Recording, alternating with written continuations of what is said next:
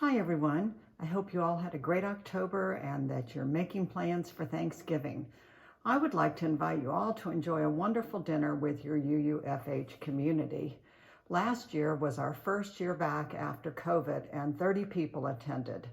It's where I discovered Chuck Backer's bread pudding. I can't even describe how good it is. Please join us, 1 o'clock on Thanksgiving Day. Lots of details coming out soon. Wanda sent out a survey last week to gauge attendance, but if you missed it, please just call or email the office. In my August video, I talked about the board's focus on safety and security at UUFH. I talked about how both physical safety and emotional safety were important. I've got some news to report on both. Regarding our physical safety, the board will be voting in November to approve a safety and security film to cover our windows and doors. This product is now being used in all South Carolina schools. This film is intruder resistant and can take up to 4 to 5 minutes to penetrate. This buys us some time to notify the police and to follow our exit plans. We anticipate using the clear film for the windows and doors in the sanctuary and the clouded film for the windows in Fellowship Hall and the RE classrooms. Charlie Mitchell and the security team are working on an active intruder drill, which they hope to have ready in a couple of weeks. The board will be the beta test for the drill before we roll it out to the congregation. Regarding the emotional safety of our congregation, the board approved a disruptive behavior policy in October. UUFH is committed to providing a safe, welcoming, and respectful environment for all members, friends, visitors, and staff in our community. This policy outlines our expectations for appropriate behavior and the consequences for disruptive conduct. This policy will be posted on our website, and a link will be included in a weekly email blast soon. Liz Curtis and Becky Reed are working diligently to complete the bigger safe congregation policy. I'll keep you posted on their progress. Last year, the board approved a new pass the plate and fundraising policy, but we've realized we neglected to cover ad hoc events. These are events that are not UUFH all-up fundraisers, but still worthy nonetheless. For example, maybe the first graders at Atkinson Elementary School are raising money to buy books, and one of our members is helping. We want to make sure everyone knows in case they're interested in helping as well. So you'll see I've confiscated half of the membership team's bulletin board in Fellowship Hall. I've titled it Beyond Our Walls, Love Reaches Out.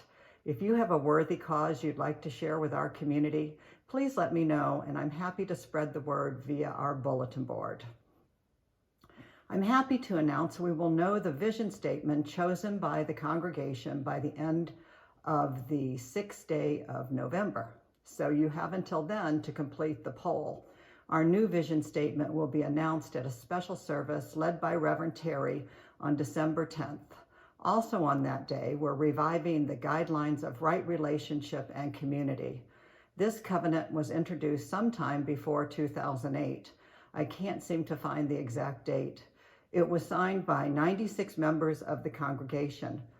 Today, 34 of those original 96 are still active members. The words to this covenant will be found in your order of service on December 10th. After the service, we're inviting anyone who has not signed to add their name. The document will be on an easel in Fellowship Hall.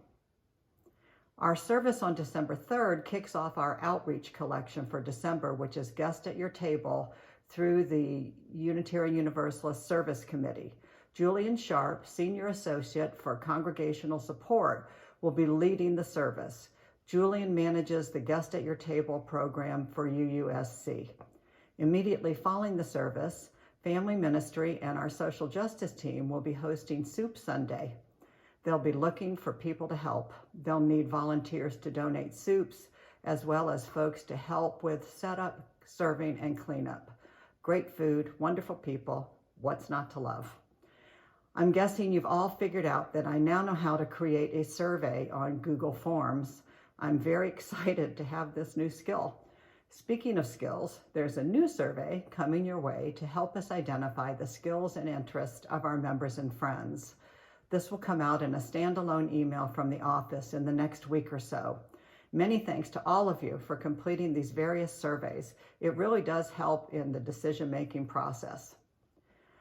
And unfortunately, I have some not so good news as far as our hope to have a year-long lease with the Council on Aging for renting our fellowship hall. After about a month of not hearing anything, I reached out and was told that it was still under consideration which of the three they would choose. Well, it was supposed to start November 1st, so I heard nothing.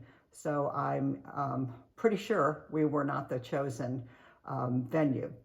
I am anxious to find out who they chose, and maybe find out if the rent we suggested was too high. I'd like to know what we missed. I'd like to alert all the committees and team chairs that the Finance Committee will be requesting budget information for fiscal year 2024-2025 in early January. The board thinks it's important to go into a pledge drive knowing how much money we'll need in order to support our 2024-2025 expenses.